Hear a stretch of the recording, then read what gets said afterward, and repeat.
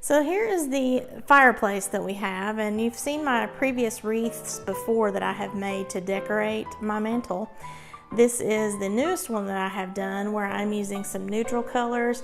I had actually just pulled out the oranges that you saw in the fall wreath, kept a lot of the beiges and whites, added a little bit more of those tones, and focused on the green. And this is what I'm trying to match it to for my dining room table. And I'm hoping that with the flowers that I purchased at the grocery store, I will come up with something that is going to coordinate beautifully with this so that we can have the pictures made tomorrow.